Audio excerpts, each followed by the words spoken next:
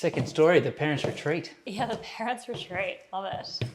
So I suppose the first thing you come across is this stone landing. So this was a detail that Michaela added, which really I think was needed. It kind of adds a bit of extra detail. Yeah, it just changes it. It's all about the transition. So transitioning from different materials. So I guess the design philosophy was she wanted to replicate downstairs with that curve up here. And this was, we're fortunate enough that we had like offcuts of stone. So again, it's all about being sustainable and not wasting things. So this likely either would have gone into the bin or would have been something that we paid for that went to another customer. We had this piece and another piece that is in the Ensuite as a transition as well. So yeah, I think it softens it. It's weird how a piece of marble softens a space, but yeah, it adds a bit of like a detail and an entry into the master as well. So this space here is literally kind of like a parent's retreat. So somewhere that you can read, listen to music. If you want to have your own space and watch some TV, we do have a TV in here as well. And also we have some beautiful outlooks out into the mountains. So yeah, I mean, there's a couple of deciduous trees at the moment that have got leaves on them. But yeah, in the dead of winter, we get full Dandenong views. But then during the summer, you just get all those treetop. Yeah, it's just greenery. I mean, it's lovely out here. But I guess from a design point of view, though, like this space was sort of multi-purpose as well. So, you know, if you've got a newborn and you're living up here, going up and down those stairs is quite hard. So we did think about this as a space that you could have a crib or something like that. That was one of my concerns, is if you did have a newborn having to go down the stairs all the time to look after them. So having this space here gives you an area where they can be. Yeah. They can sleep. Yeah. That's it. But yeah, it's quite a simple space. Simple space, relaxing space. Yeah. And that leads us on into our master bedroom. The monster. Yeah, which also nearly has its own postcode, as you like calling it. So lots of elements in here, isn't there? Yeah, we've got these beautiful side lights. Yeah, so we've gone asymmetrical. We've got the wall light variant and a pendant light variant. We've got, so they're from Racumba. There's a topography, which is pretty cool. We've got more Zeta, so two-way switching for the beds and the overhead lighting. More of those double USBs from Zeta. So we actually don't have power points on our bedside tables. The USB-C obviously charges our phones and things like that. Again, we've got a home pod on the bedside that does the same thing. So that can just plug straight in, which is pretty cool. So everything's pretty minimalistic and sleek. We've integrated the bed head. So again, more Alton Group panel. We've got the floating bedsides. We've got a king-size bed in this space. So probably in that first design episode that we went through, this was, you know, your 650s for your joinery, plus your door, plus the bedsides, plus the bed, plus the bedside, plus the door. So this is it in real life. So yeah, this is why this room is that wide. Works really well. We've managed to get a nice chair in that corner as well. So that chair's from Trit. It's a beautiful chair, and my dog thinks it's his bed.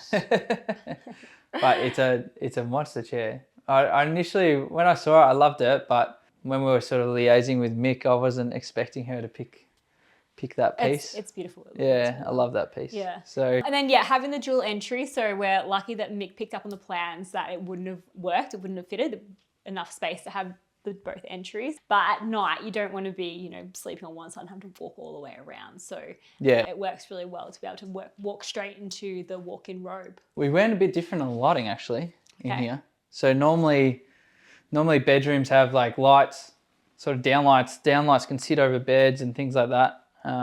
James came up with the concept that we spoke about. We did some layouts with James in here, and we mocked up some wall washing. So we're washing this piece of art here, we're washing another piece of art there, and there's actually no light over the bed.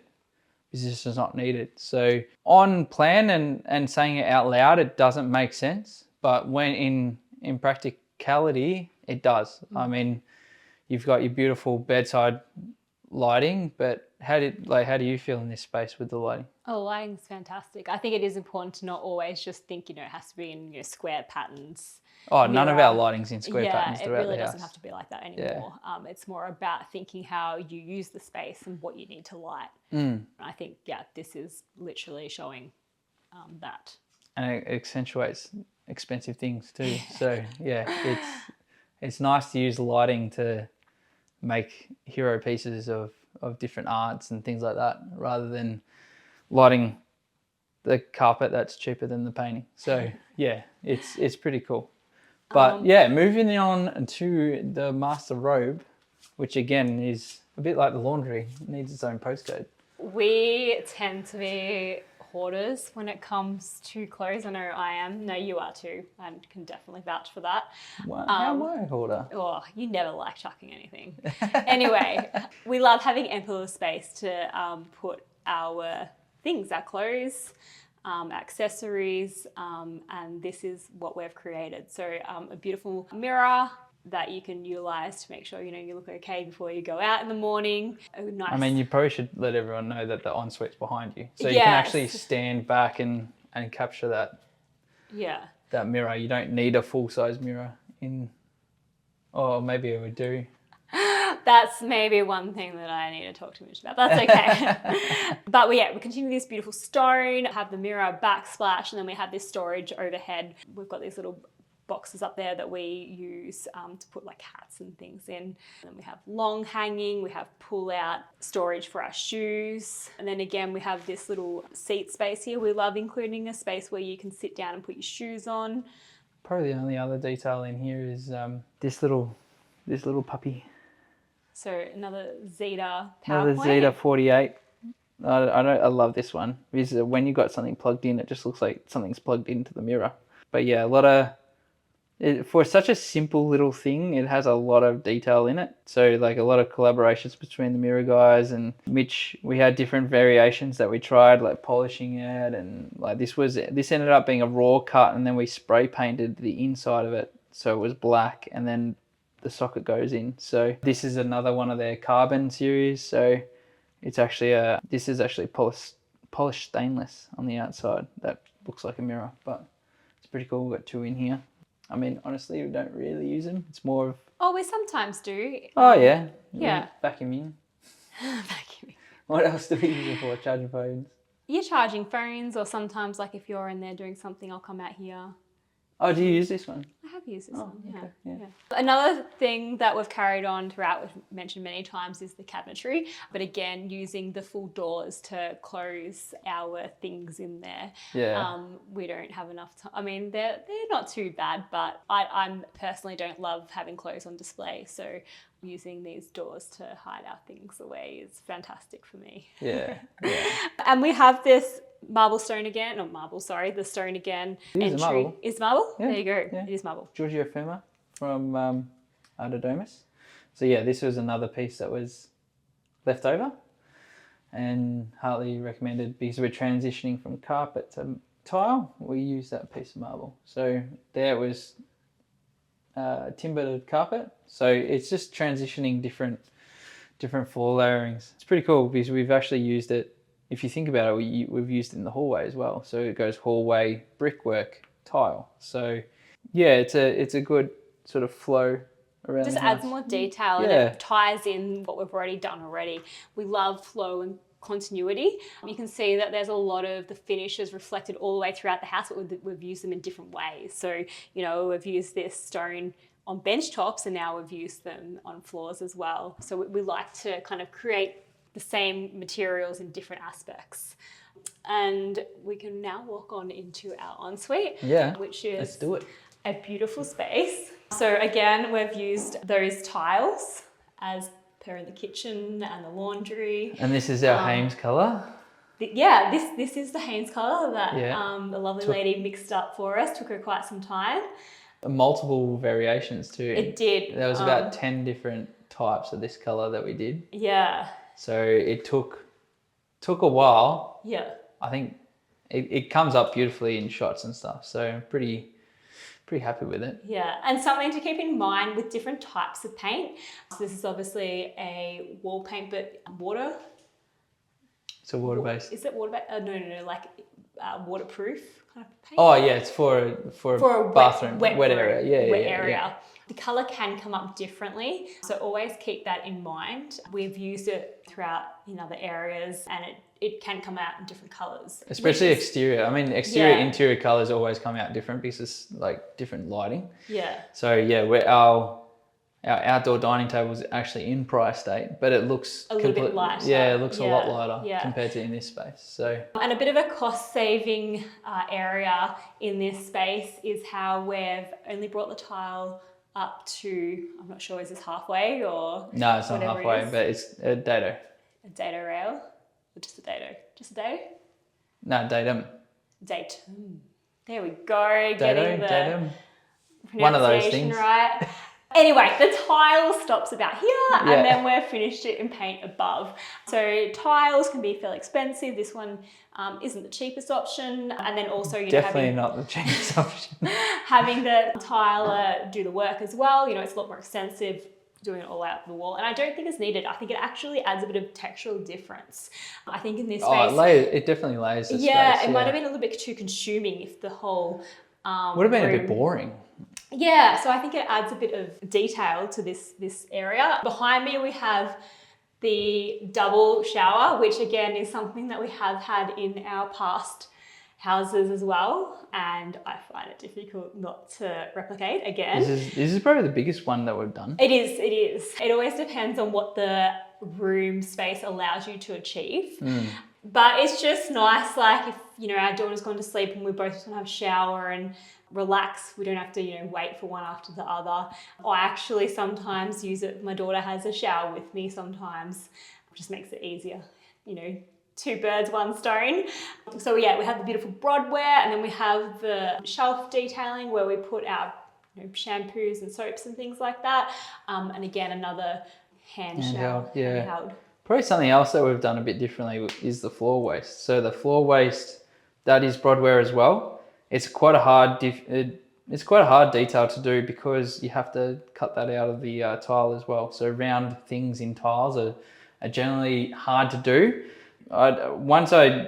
Again, touchy-feely Mitch, but I loved how that felt in the store. It was so heavy. It weighs like 2 kilos, which doesn't make sense, but it was such a beautiful object that I thought, well, we have to have it. It was actually part of the swatch.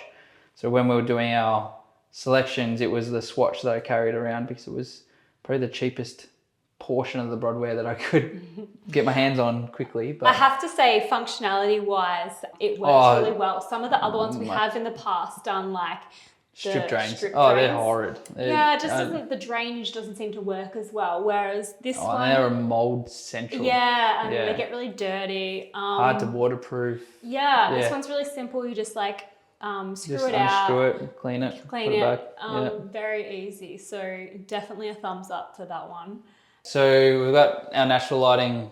Again, that was a solid plaster structure that went up.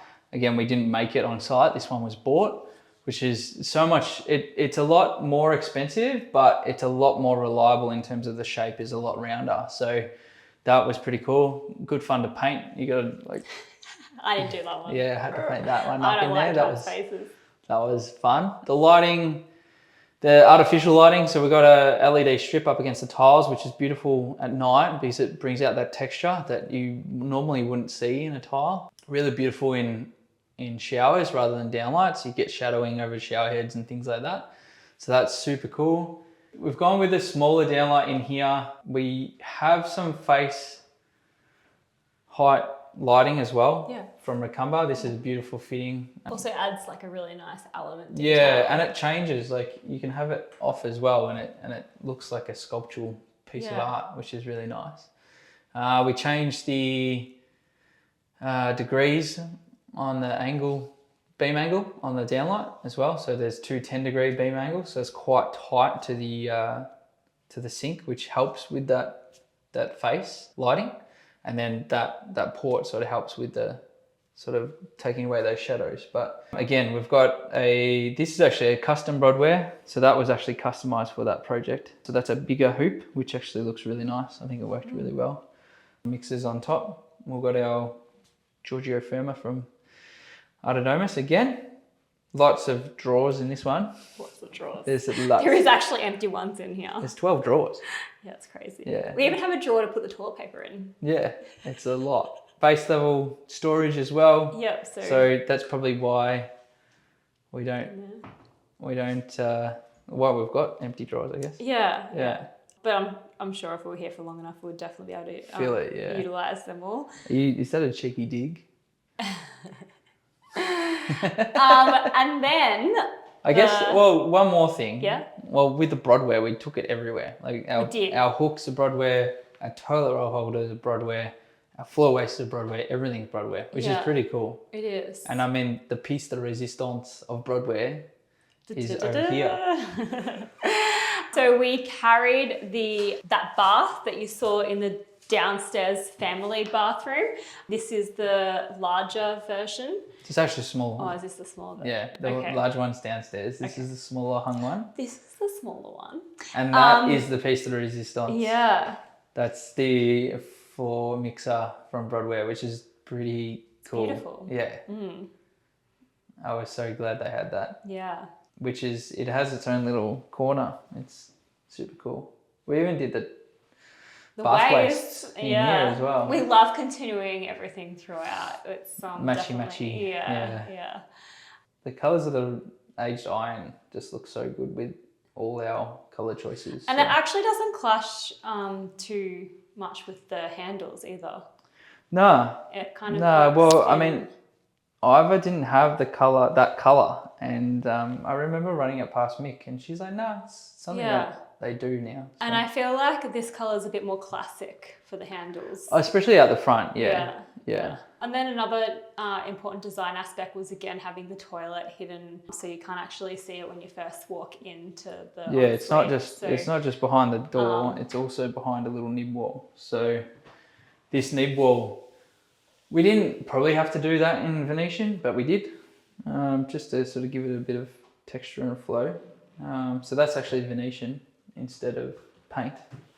But we've got a little wall light down here as well. So if you want to go to the toilet at night, you're not having to wake people up. So there's a little wall light. It's an empty roll of toilet paper. Yeah, Must have been you that used toilet lights. Oh yeah, good on you. All my fault.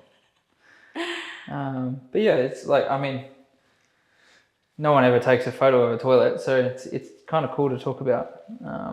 That's just tucked around the corner and no one knows it's here. But yeah, it's this space is so cool. Yeah, it's beautiful. Yeah.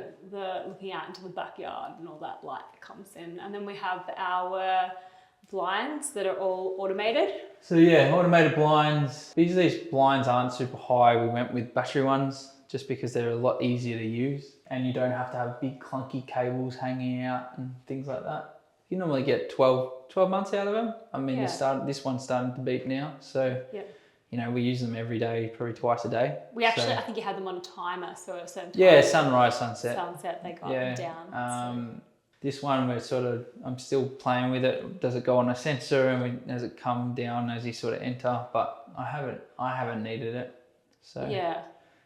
We usually use this space at night, right? Like in the morning and then, you know. And the blinds are normally down by night anyway. Yeah. So no, we've used specifically over the bath, we kept with the 10 degree, but then we put a honeycomb in the downlight. So if you are in the bath, you're not getting that full glare. So the honeycomb controls the light, which is pretty cool. But yeah, that's it for the ensuite. Yeah. There's a lot in here.